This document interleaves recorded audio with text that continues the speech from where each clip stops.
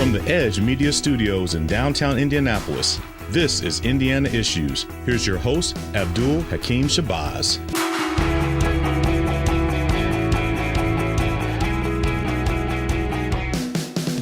Hello, and welcome to Indiana Issues, the public affairs program that goes beyond the headlines and sound bites to bring you Indiana's news and newsmakers in their entirety.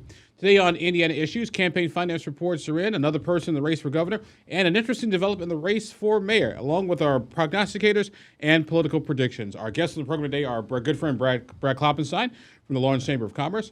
Also joining us, Micheal Leppert, Democrat, and Republican Allie Barrett. So Brad, Michael, and Allie, thank you all very much for being with us today. So let's go ahead and get started. The race for governor seems to be getting more and more interesting these days. You had Curtis Hill recently announced that he was getting the race, the former attorney general, who also ran for Congress in the 2nd Congressional District, and Brad Chambers, contemplating he might get in the race. Brad Chambers stepping down as the head of the Indiana Economic Development Commission. They would join an already crowded field, with the frontrunners being Lieutenant Governor Suzanne Crouch, also U.S. Senator Mike Braun, and former IEC Director Eric Doughton. So, Brad, we'll start with you. What does all this mean? Well, Abdul, it's going to get interesting, and it's getting to the point where you have a number of credible candidates, especially on the Republican side, that are in, and somebody could conceivably come away from this race with 25% of the vote, which then opens it up to a Curtis Hill, who I would normally just write off as having too much baggage to be viable, but I think this makes him a player. Allie, let me ask you, a Republican on the panel, your thoughts on the governor's race, and is anybody else going to get in anytime soon? Yeah, I think, there's obviously going to be impacts by anyone who jumps into this race. Like you mentioned, we saw Curtis Hill get into the race recently. I think the speculation is that he would draw from the Braun side of things. But then if we see somebody like Brad Chambers jump in, then I think the assumption would be that they would draw from the Suzanne Crouch camp. As for others, I'm hoping that maybe the field stays limited to where we're at now, but I do think we're going to see Brad Chambers jump in. Micheal Leppert, let me ask you, which of those Republicans would you like Democrats like to face come next year? I wish them all the best. I want them to raise as much money as they possibly can, and I want them to beat each other senseless for the next however many months, trying to win that nomination. I don't think there's anyone on the list currently that anyone anywhere close to my part of the political spectrum would be happy with. I've known a lot of them for a long time, and things have changed for a few of them over time as politics have changed and issues have as well. But I think for a Democrat in Indiana, you're wanting the more the merrier. Curtis Hill, I agree with Brad. Curtis Hill's campaign didn't impress me all that much until you start doing the math. And then all of a sudden it becomes a free-for-all. And so that's obviously something that Democrats like to see. So I'm with them on that. Brad, you talked about Curtis Hill getting the race, sort of maybe taking votes away from Mike Braun. You've got Brad Chambers, who might enter the race, may take votes away from Suzanne Crouch, but also from Eric Doughton as well. Eric Doughton is also the former IEC director. You've got Mike Braun. Could we see a gubernatorial candidate with less than 25% of the vote? It's certainly possible. I find it interesting that Eric Holcomb has not chimed in on this yet, and you would think naturally Suzanne Crouch would be his choice and his endorsement. She's been his lieutenant governor for 7 years now, and the fact that he has not endorsed her leads you to believe that Brad Chambers might end up getting that endorsement. So I don't know where that leaves her and her supporters, and is that enough to help a Brad Chambers who is mostly unknown to anybody outside of our universe? Alan, let me ask you that and follow up on what Brad just said here, because he's right. The governor has not publicly endorsed Suzanne Crouch. With Brad Chambers getting in the race, you've got two people in the Holcomb administration. Would the governor want to get in the middle of all that? And also there's speculation, too, we wrote about this in our cheat sheet, that the governor may have known that Brad Chambers was likely going to get in. And so to avoid getting in the middle of that fight, just said, hey, I'm not going to endorse anyone. Yeah, I think it's an interesting perspective for the governor, current Governor Holcomb. I mean, he's expressed publicly that he doesn't have an intent to run for any office after he concludes his time as governor. So I'm not sure that political considerations are really playing into his endorsement plans, probably so much as personal. I wouldn't be surprised if we didn't ultimately see him endorse anyone. But it could come down to the fact that he didn't want to choose between Suzanne Crouch and Brad Chambers. Michael, do endorsements really matter these days? Well, the endorsement game is complicated right now because I think that Governor Holcomb has, for moderates in Indiana, has been relatively popular, but that's not what these primary campaigns are all about. They're not going for the middle of the road, and so the people that I think that would be impressed by a Governor Holcomb endorsement are not the people that these campaigns, or the ones that have been in for a while now, are running at, and so. I agree with Allie. It would not surprise me if he doesn't endorse at all. I'm not sure, and to answer your question, I'm not sure that the value is worth the risk to him. He's a young guy. I say this all the time. He's the first governor that's younger than me. I'm very proud of that. But he's got a whole long career ahead of him, and so I'm not sure what's in it for him to stick his neck out for a bunch of voters that these guys aren't trying to compete for in the first place. Brad, let's take Brad Chambers out of the race for just a quick second here. Let's assume he doesn't get in. You got Suzanne Crouch, and I would say Suzanne Crouch would be, quote unquote, the establishment Republican figure here, and I use air quotes. The establishment has about 45% of the Republican electorate. If you look at Dick Lugar, he lost to Richard Murdoch. He had about 40%. Dan Coates, he won with about 40%. So the same 45%. Brad Chambers doesn't get in. Is Suzanne Crouch the front runner because you got Doden, Braun, and Curtis Hill, so to divide up the rest of that 60%? I would think that Braun probably would be considered the front runner simply because he has the ability to really buy unlimited amounts of advertising. Suzanne Crouch probably has the biggest name second to Mike Braun, but they all have similar amounts of cash in the bank right now. So, I mean, it could be a toss-up, and there's a significant number of people that are wanting an outsider.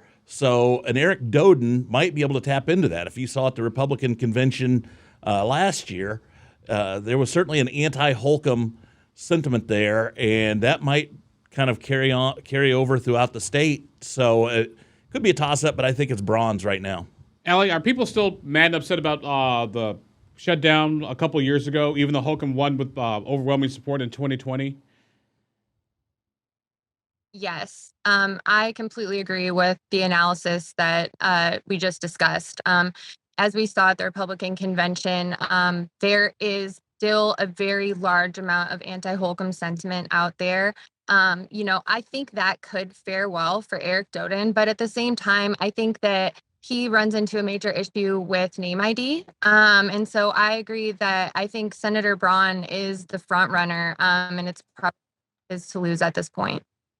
You're watching Indiana Issues, the public affairs program where we'll go beyond the headlines and sound bites and bring you Indiana's newsmakers in our entirety. Our guests on the program today are our good friend Brad Klopfenstein from the Lawrence Chamber of Commerce, Allie Barrett, Republican, and Micheal Leppert, Democrat. My friends, the campaign finance reports are all in now. And in the governor's race, it was interesting. Let's get that screen up there. You got Mike Braun, who raised the most over the past 6 months, $5.1 million, and Eric Doden, $4.6 million, and Suzanne Crouch with $4.3 million. Democrat Jennifer McCormick raised almost $250,000, and Libertarian Don Rainwater raised about $8,400 and some change. Allie, start with the Republican race first. What does that tell you? How competitive is this race going to be money-wise? Yeah, I think the two biggest factors in the Republican race right now are money and name ID. But the money has been pretty similar across the three frontrunners. Although we have to keep in mind that two of those people have a larger ability to self-fund. I think Senator Braun is actually still doing a good job raising funds independently of his ability to self-fund. Suzanne Crouch has always and historically been a very strong fundraiser. But really, I think this race is going to be expensive because we do have several people with the ability to self-fund, and we have amazing fundraisers. And so it's probably going to be kind of down to the dollars and cents of it all, because as you've seen consistently with these reports, like they are maintaining, these high levels of fundraising across the field. Michael, let me ask you, particularly with Jennifer McCormick, only raised about $250,000 so far. What does that do for Democrats? Can Democrats raise enough money to be competitive here in the state of Indiana come next year? Yeah, I mean the Democrats are going to fight what they've been fighting until this turns and some energy is injected by some success and so there hasn't been much statewide success to celebrate and to build momentum off of. What's going on the Republican side is actually going to help that a little bit, I think. She has longer time. She doesn't have to start spending money as early as the rest of them do. And so she's got 9 months to build up enough money to address the things I think Allie was talking about competitive wise within their race on the name ID front. So, the $250,000 is paltry by comparison to the other numbers, but the expenditures will be zero by comparison. So for the rest of the year, she's raising money for next year. Starting after the primary and shouldn't be spending a whole lot of money there. So she has those advantages, but they're going to fight. She's going to fight just like all statewide Democrat candidates are, apathy. And if the fighting can continue on the Republican side and show that there's fragmentation there, then it's easier to sell that there's an opportunity that's been created by that. And so the lack of needing to spend money for her is probably her biggest advantage at the time, in the moment right now. Brad, Don Rainwater came in third, only $8,400 raised so far this year. How do Libertarians compete with, run against people raising millions and millions and millions of dollars? Don Rainwater obviously has an uphill climb. He ran 3 years ago and did well. In fact, he set the record for the highest vote total for a Libertarian for governor in a three-way race. And that's nationally. So he's got name ID, but he was running against Eric Holcomb, who was wildly unpopular, and you had Dr. Woody Myers, who was not really supported by the Democrats. So things kind of lined up for Donald Rainwater.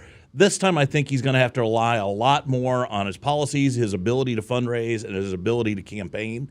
Obviously, anytime you're a Libertarian, it's an uphill battle to get there. He's at least started early this time, which last time he didn't get in until right before the convention. But he's going to need to get to six figures, and it's hard to find enough Libertarian donors to get to that number.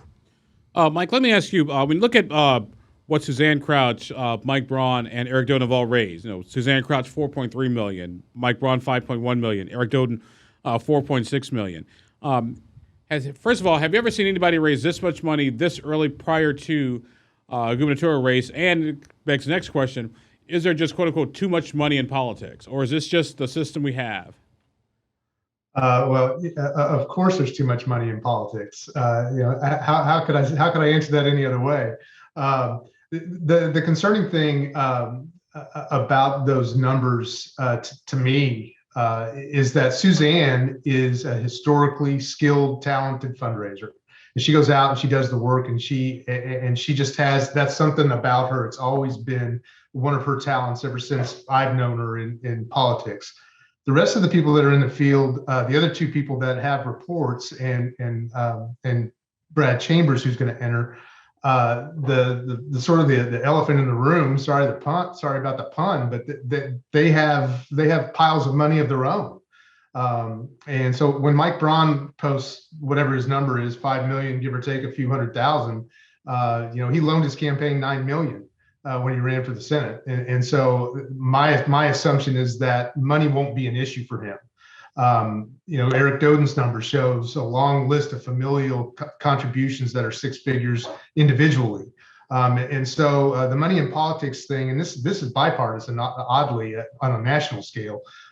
Rich people are running for office, and they're self-funding, and they're financing through their own wealth, and that is hugely problematic from my perspective. And so all the people on that list that have raised a lot of money, I have a whole lot more respect for Suzanne's money than anybody else's, because she goes out and she does it with talent instead of inheritance or business success, whatever you want to put on it. This is money that she's raised through selling her platform and through convincing people and persuading people that she's a good candidate.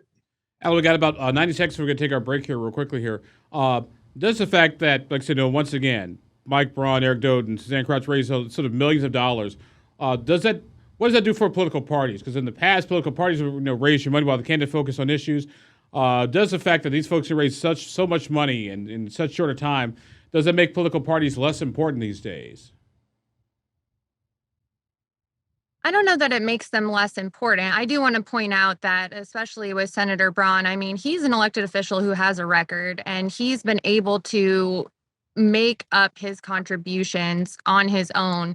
Even if he's been able to loan money from himself previously, he has a history of being able to make up that funding from individual and, other donors. So I just want to give him credit where it's due on that.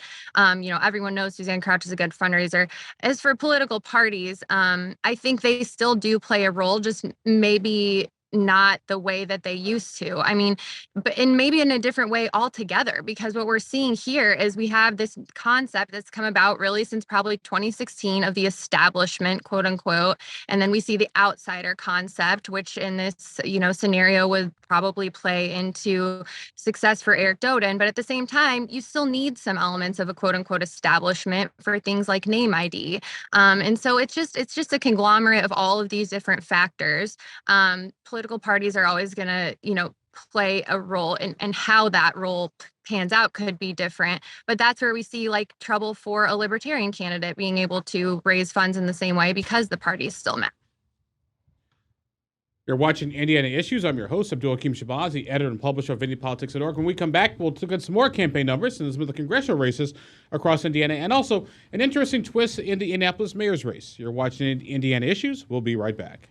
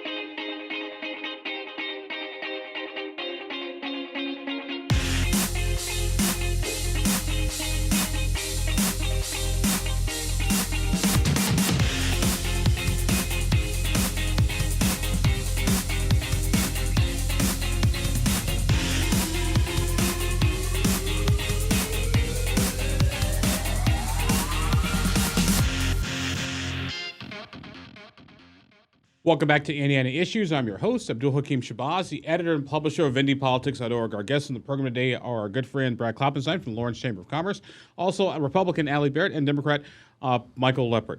All right, my friends, we talked about the campaign finance numbers from the governor's race. Now let's look at some other numbers as well. Let's start with the U.S. Senate. Jim Banks raising $2.2 million raised so far this year, with another $2.5 million in cash on hand. What's really interesting, though, is Congressional District 3. That's kind of the northeastern corner of Indiana.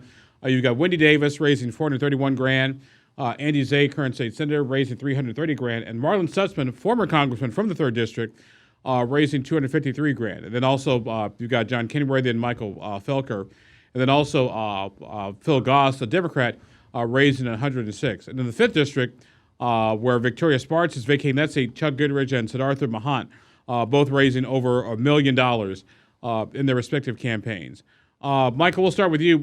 Any one of these numbers really sort of stand out, or what do these numbers tell you? What story do these numbers tell? Well, I would say in CD5, the new map has been discouraging for the Democrats. Seeing a district that before it was redrawn was growing more and more competitive, and so seeing a couple of well-financed Republicans there is not surprising, but it does tell the story of what's new about that district in the last couple of cycles. The 3rd District is incredibly interesting to me. I remember when Senator Zay was considering the pre-announcement period, and I assumed that he would be a front runner. I was not expecting Judge Davis, and I didn't expect Marlon to come back in either. But those three, again, I don't consider that to be a money race. I think that they'll probably all three end up being competitive. I don't know about the rest of the people on that list, but those three are strong candidates that that part of the state has always been, in my opinion, a very relationship, grassroots type centric place. And so I don't think money's going to be the difference maker there. I could be wrong if somebody breaks out with a big lead, but I think that if you're going to raise that much money already, those three are probably going to fight pretty hard all the way through the primary, and all three be competitive. I'm interested to get your perspective on the third, particularly on the third congressional district, because I know you're really close friends with Senator Zay. I am. I'm sporting my Zay for Senate pin today on accident. It is curious because, Senator Zay was the first one to really get into that race, and I think he thought that was going to kind of clear the field. And then Judge Davis from Fort Wayne is in, and then Marlon Stutzman's in. I'm a little surprised that Marlon Stutzman hasn't raised more money simply because he'd been in that race before. He's got name ID. But Micheal is 100% right. In Northeast Indiana, it is all about the relationships you have. We had our conversation just a few minutes ago about political parties and do they matter. In that part of the state, the Republican Party matters, and the party apparatus is going to be the one who chooses their next congressman from that part of the state. So it'll be interesting. It does seem to be a three-person race right now, and we'll see if somebody makes a gaffe or runs out of money, but that'll probably be the most interesting race to watch this, coming up next year. Allie, your thoughts, particularly on Congressional District 5. Once again, you've got Chuck Goodrich raising $1 million. You've got Siddhartha Mahant raising another $1 million. Is this going to be the most expensive race in the state next year, apart from the governor's race? Yeah, I mean, I think we're going to see some money being spent there. But again, I don't disagree that when you get down to a congressional race or, a state level race, in some cases, it's not about the money. And I think Representative Goodrich has the advantage there because he is already the state rep from the area. He's also a prominent business leader, and people, have supported him in the past. So I think he will really benefit from the fact that he's currently elected. And again, he's a prominent, successful business leader. He's made great relationships across that congressional district. So in my opinion, I would say that Representative Goodrich is going to be the front runner for CD3. And we'll see how much money is actually spent. The money's being raised, it's there, but, we'll see how much they have to spend.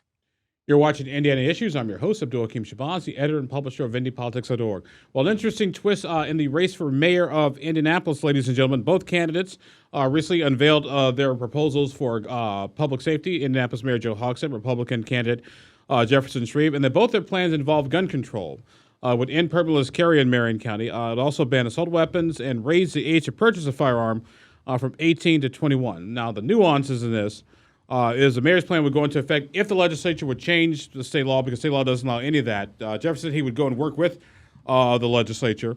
Brad, let me start with you. How do these dueling public safety plans affect the mayor's race overall? I find it's an interesting move by Jefferson Shreve simply because he knows he needs to attract the middle. I mean, there's just not enough natural Republicans in Marion County for him to win. But to alienate your base, and these are the people who are going to be talking to their neighbors and are going to be your ardent supporters. I don't think he's going to lose their vote, but what he's lost, at least for now, I think, is their desire to go out and talk to their friends and neighbors and really recruit other voters into the Jefferson Shreve camp. So maybe, he's a smart guy and they've got money, and maybe they've run this through and they think that this is the right move, but I find it really curious. But I know that he's lost some big supporters, and I think he's going to have to work to bring those back in. Allie, is this a bump in the road for Jefferson, or is it a campaign deal breaker? How do you think his public safety plan, particularly the gun control part, is flying right now in Marion County? Yeah, I mean, obviously, I think we have to also remember that this is more about his actual position than just a political play too. He's got to be honest about where he falls on this spectrum. And, it feels like he's trying to be transparent with his messaging. I would like to throw out there that maybe we wouldn't have to be talking about this at all if the Marion County prosecutor implemented the gun laws that we already have in place. Just been waiting to say that this whole conversation. That maybe it wouldn't be front and center if we had a prosecutor that was really passionate about doing his job. So we'll see how it plays out. I don't think it's a make or break. thing. In the end, it's going to be something that people talk about for a little bit, and then they're going to move on to the next thing. Michael, what is the Democrats' sort of reaction to Jefferson Street's public safety proposal? The circles that I've been largely been giggling about it. For the same sorts of reasons that would be obvious, I think, to anybody here on this call that Brad laid out when he first started answering the question. I'm not sure that the timing of it. If he wanted to be transparent, why I would have tried to have identified myself differently, and now this is sort of taken the messaging. This is the top of the messaging for him, and I don't think this was ever going to be a winner for him. He could have been transparent without leading in 4 or 5 months out, doing something that matches pretty much the Democrat mantra, not just here in Indianapolis, but nationally. Those are platform issues, Democrat issues. And so the differentiation factor gets lost in the meantime. And I don't really think that, I think the public safety and the things that Allie was waiting to jump on are things that he wanted to run on, but not specifically gun control. And so I think it's a difficult, pass to throw. To me, it feels very much like a Hail Mary. And I think that the results are going to be as Brad sort of hinted that he thought they would be. I don't think this is going to move the needle. And now it's going to be hard for him to shift the conversation, in my opinion, to something that might have differentiated himself from a 2-term mayor that won with 70% of the vote 4 years ago. So it's going to be hard, and I think the timing of it and the front and center sort of nature that the message takes because of when he came out with it makes it a mistake. Allie, is there you handle the legislature quite a bit? Any chance that lawmakers are going to even entertain either the mayor's proposal or Jefferson Street's proposal? It's really hard to imagine a world where the legislature decides to make a change to this law specific to the needs of Marion County. Obviously, I think there is some favor in having a Republican negotiate with Republicans, but at the same time, the legislature has spoken on their intent related to this matter. And, just on a practical level, I don't know. I think it would be a very challenging endeavor on either side. Obviously, there's favor in the same party working together on something like this, but it would be an uphill battle. You're watching Indiana Issues. I'm your host, Abdul-Hakim, the editor and publisher of IndyPolitics.org. Now we come to the part of our program where we go for our predictions and prognostications. We ask our panel to look into the crystal ball and do the political ether and see what issues are out there and what we should be paying attention to. Michael, we'll start with you. I got to predict just something. You've left me with no bounds. I can just predict anything, right? Pretty much, yes, old friend. I think that Brad Chambers gets into the race. I think that he starts with about the same amount of money that the other 4 leaders do at $5 million. I think Curtis Hill has a hard time making money or raising money, excuse me. And the dire winning with 22% of the vote situation probably doesn't happen. I think you probably have 2 of those candidates break free, and I think it's going to be the front runners that most of us on this call would assume them to be, Suzanne Crouch and Mike Braun. I think one thing that hasn't come up in the call today is that the electorate and the temperature of the electorate is probably going to be a little bit different next year than it was the last time we did this because of what's happened with Roe. And I think that in states like Kentucky and Montana and other Kansas, those kinds of things are going to dictate a little bit of a different demographic. And so everybody throwing in and trying to be the Trumpiest of the Trump candidates out there is something that serves well in May. I think that's going to be a difficult task to carry you through to November next year. Brett, your predictions. So I'm first going to start by saying to all the young students who might be graduating in the next year, apparently get into media sales because there is a lot of money that's going to be going into advertising. Mm-hmm. So my prediction is our television and radio commercials, you're going to be inundated with Shreve and Hogshead ads if you're in central Indiana for the next 4 months. And then shortly thereafter, all the Republican gubernatorial ads are going to fire up. So sit back and watch. It's going to be entertaining. There's going to be a lot of money flowing through.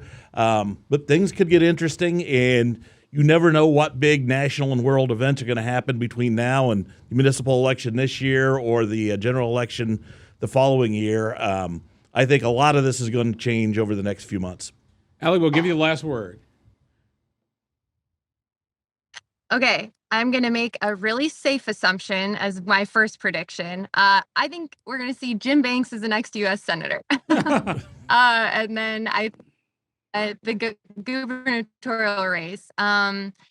Based on everything we've seen and those getting in and how things are playing out, I think we're going to start to see Mike Braun pull ahead in some ways. I think in the end, I agree with Michael. It's probably just going to stay with the front runners as they are right now. But I think we're going to see some more steam ahead for Mike Braun.